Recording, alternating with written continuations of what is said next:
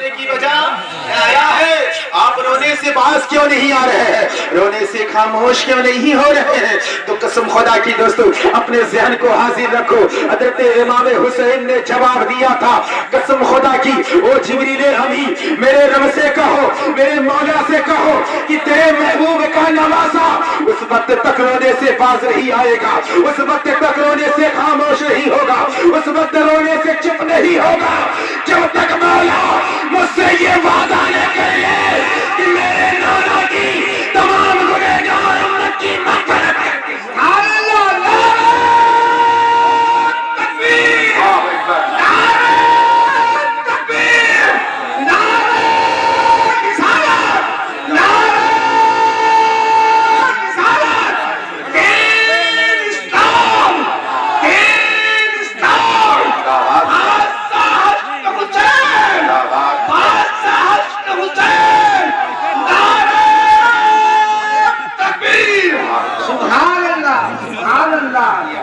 آقا حسین کیا فرماتے ہیں, جبریل میرے رب سے کہو, بولو سبحان اللہ, میرے رب سے کہو, میرے خدا سے کہو, او جبریل امین میرے پروردگار سے کہہ دو کہ حسین اس وقت تک نہیں چپ ہوگا, اس وقت تک رونے سے باز نہیں آئے گا جب تک میرے نانا کی امت کی مغفرت نہ کر دی جائے. سبحان اللہ, جب تک میرے نانا کی امت کو معاف نہ کر دیا جائے. قوم کے نوجوانوں ذہن کو حاضر رکھو, آقا حسین علیہ السلام بچپنے میں تمہاری کتنی فکر فرما رہے ہیں, ہماری کتنا فکر فرما رہے ہیں. قسم خدا کی دوستو اللہ رب العالمین کی بارگاہ میں حضرت جبریل امین عریضہ پیش کرتے ہیں, او مولا امام حسین کا رونے کا مقصد یہ ہے, امام حسین کے رونے کی وجہ یہ ہے, امام حسین کے رونے کا سبب یہ ہے. قسم خدا کی حضرت جبریل امین سے اللہ ارشاد فرماتا ہے, او جبریل حسین سے کہہ دو کہ میں نے ان کے وعدہ کو پورا کروں گا, میں ان کے وعدہ کو پورا کروں گا, لیکن اس کے لیے کچھ شرط ہوگی, اس کے لیے کچھ شرط ہوگی. جبریل امین امام حسین سے کہتے ہیں, وہ حسین اس کے لیے شرط رکھی جائے گی. آقا حسین فرماتے ہیں, وہ جبریل ایک شرط نہیں, دو شرط نہیں, اگر رب تعالیٰ ہزاروں شرط رکھے گا تو میں اپنی نانا کی امت کے لیے قبول کروں گا. سبحان اللہ, اپنی نانا کی امت کے لیے قبول کر لوں گا. محترم حضرات معزز سامعین کرام, کہا کیا شرط ہے؟ مولا نے ارشاد فرمایا اس کے لیے کربلا جانا ہوگا. سبحان اللہ, بول دے مچل کے سبحان اللہ, اس کے لیے کربلا جانا ہوگا. محترم حضرات معزز سامعین کرام, امام حسین نے فرمایا, او مولا کربلا جانے کی کیا بات ہے, اگر بات آئی تو جا کی باجی لگا دوں گا, جان کی باجی لگا دوں گا, اہل و عیال کو پیش کر دوں گا, کنبہ کو پیش کر دوں گا, خاندان کو پیش کر دوں گا. قسم خدا کی امام حسین نے اسی بچپنے کے پودا کو نبھانے کے لیے کربلا پہنچے اور اپنے سر کو کٹا کر کے نانا کے دین کو سبحان اللہ, نعرہ تکبیر, اللہ اکبر, نعرہ تکبیر, اللہ اکبر, نعرہ رسالت, نعرہ رسالت, یا رسول اللہ, دین اسلام, دین اسلام, آسا حشد حسین, آسا حشد حسین, نعرہ تکبیر, سبحان اللہ.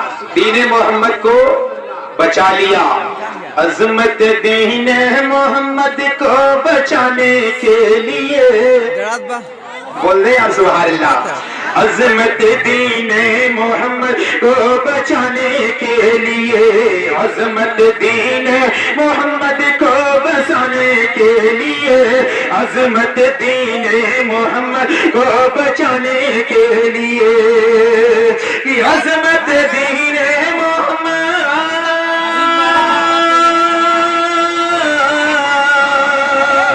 عظمت دین محمد کو بچانے کے لیے اپنے گھر کا گھر لٹایا, اے علی کے لال نے گھر کا گھر لٹایا, اے علی کے لال نے. محترم حضرات معزز سامعین کرام, آقا حسین علیہ السلام کی بڑی اونچی شان ہے. بڑا اونچا مقام، بڑی اونچی رتبہ، بڑا اونچا رتبہ. محترم حضرات، معزز صابرین کرام، آقا حسین علیہ الصلوۃ والسلام بچپنے میں روٹھ جائیں، بولتے سبحان اللہ. تھوڑا سا سمیٹ کر بیٹھ جائیں بھائی، اپنا تفریح کا ماحول.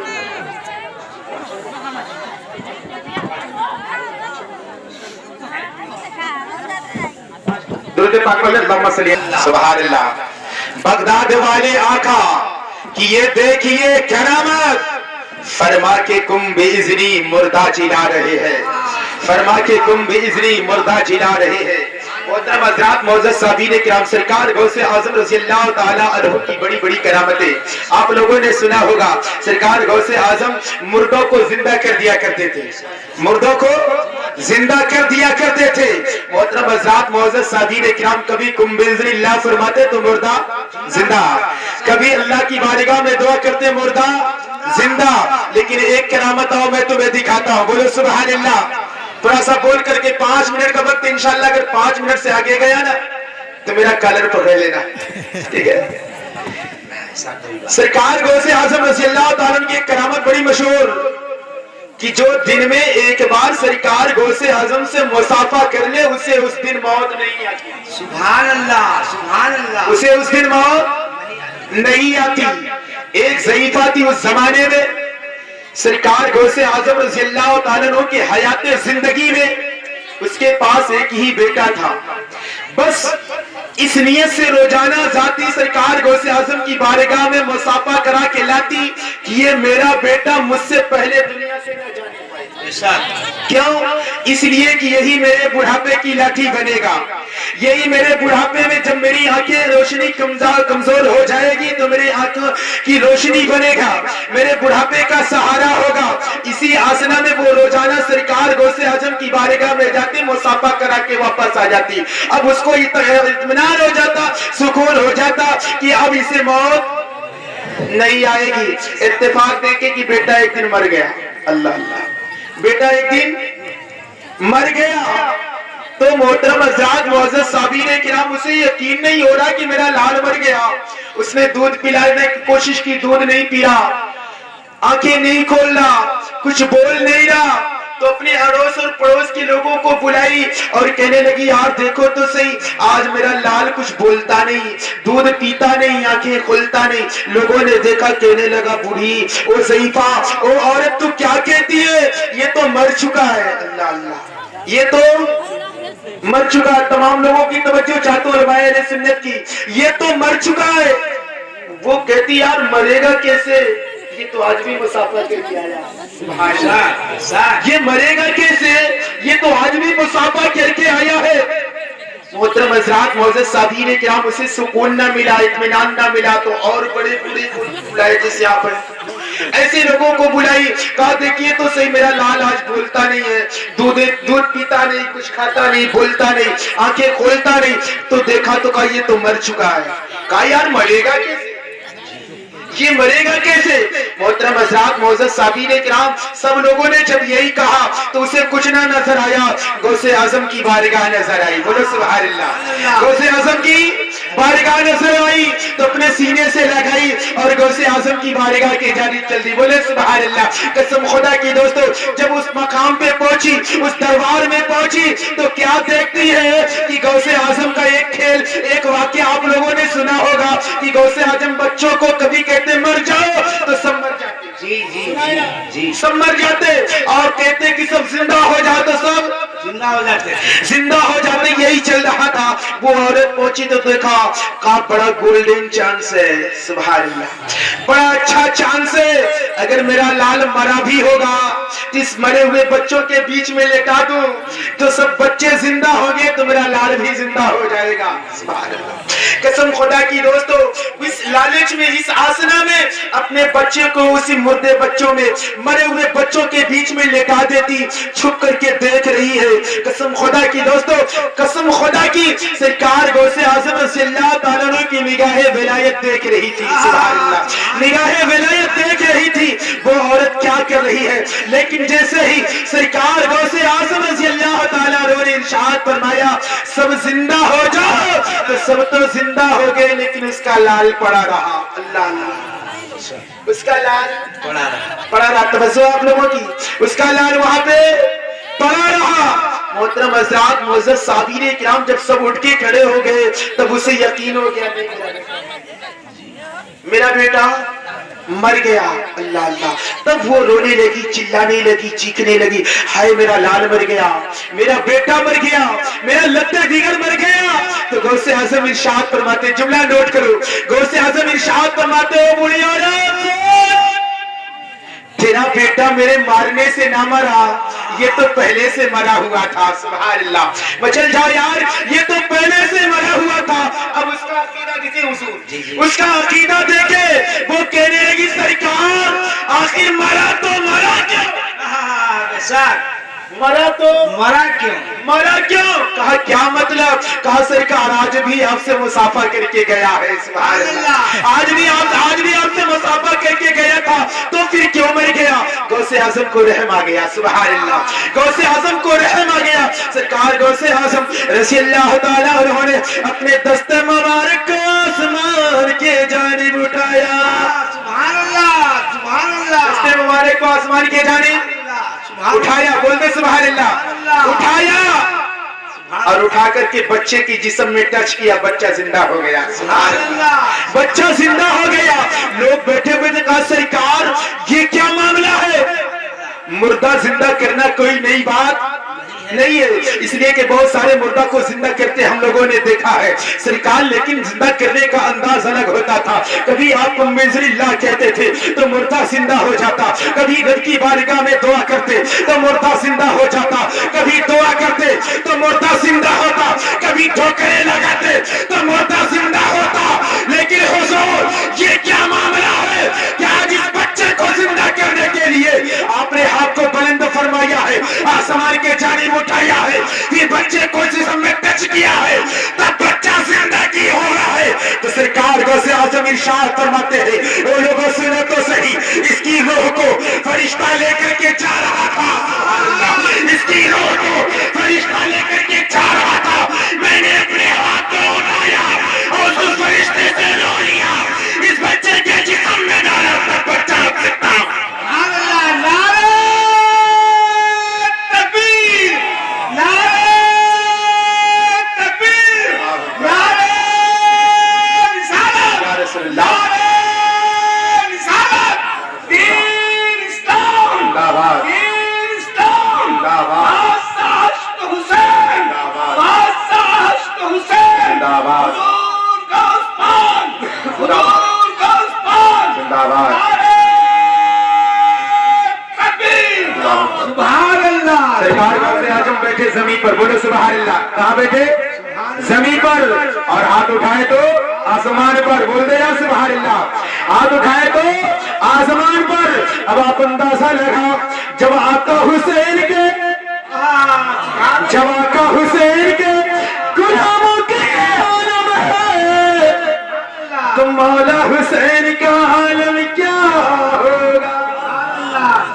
جب ان کے گدا بھر دیتے ہیں شاہان زمانہ کی جھولی، محتاج کا جب یہ عالم ہے تو مختار کے عالم کیا ہوگا؟ نگاہ ولی میں وہ تاثیر دیکھی، بدلتی ہزاروں کی تقدیر دیکھی۔ حضور نے 5 منٹ کا وقت دیا تھا، میں نے اپنے 5 منٹ کا وقت بلکہ 7-8 منٹ وقت پورا لے چکا ہوں۔ اللہ رب العالمین کی بارگاہ میں دعا کرتا ہوں کہ مولا تعالیٰ اس میلاد رسول صلی اللہ علیہ وسلم کو قبول عطا فرما۔ آقا حسین کہ جلسے کو جن جن لوگوں نے منایا، رچایا، سجایا، مولا ان سب کو کل بروز محشر میں امام حسین کے صدقے میں جنت میں جگہ نصیب عطا فرما۔ محشر میں اتنا کہنا میرے شہید اعظم، دعا کیوں نہیں ہے؟ یہ دعائیہ شعر ہے۔ محشر میں اتنا کہنا میرے حسین اعظم، سب اپنے ہاتھ کو اٹھا لے، دعا کہیں آمین۔ کے محشر میں اتنا کہنا میرے حسین اعظم، محشر میں اتنا کہنا میرے حسین اعظم، کیا کہ جنت میں آپ لوگ نانا بلایا، جنت میں آپ لوگ نانا بلایا۔ تو اللہ رب العالمین تمام بزرگوں کے سائے کو ہم سب کے سروں پر تا دیر تک قائم دائم عطا فرمائے، خاص طور سے آقا حسین علیہ السلام کی محبت میں، ان کی غلامی میں زندگی گزر بسر کرنے کی توفیق و رفیق عطا فرمائے۔ یارو یہ سرکار آقا حسین، مولا آقا حسین کی محفل ہے، قسم خدا کی آپ یقین جان لیں، جو عقیدے کے ساتھ، محبت کے ساتھ، پیار اور الفت کے ساتھ آقا حسین کا ہوگا، وہ شریعت مصطفیٰ پر ضرور عمل کرے گا۔ آج قوم کے نوجوانوں میں کچھ پیغام دیتا ہوں، آج کے دور میں، اس دور حاضر میں لوگوں کو، خاص طور سے اپنے نوجوانوں کو، قوم کے نوجوانوں تم جلسہ خوب مناتے ہو، 11ویں خوب مناتے ہو، ذکر خوب مناتے ہو، لیکن نماز اور روزہ سے دور رہتے ہو۔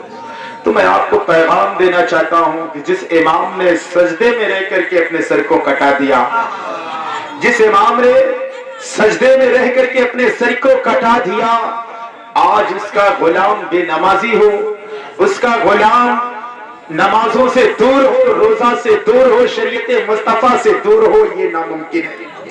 اس لیے میں آپ کو پیغام دینا چاہتا ہوں کہ اگر آپ چاہتے ہو کہ میرا آقا حسین مجھ سے خوش ہو جائے، میرا مولا حسین مجھ سے راضی ہو جائے، تو آپ ان کی بتائی ہوئی باتوں پر عمل کرو، انشاءاللہ تیری زندگی بھی کامیاب رہی، تیری آخرت بھی کامیاب رہی۔ میرے آقا حسین علیہ السلام کے نانا سرکار نبی کریم صلی اللہ علیہ وآلہ وسلم 12 ربیع النور شریف کے مہینے میں، کس مہینے میں؟ 12 ربیع الاول شریف کے مہینے میں 2 دسمبر کے دن صبح صادق کے وقت مکہ مکرمہ کی سرزمین پہ تشریف لائے۔ آقا جب تشریف لائے تو تمام زمین والے، آسمان والے سب مل کر کے خوشیاں منا رہے تھے۔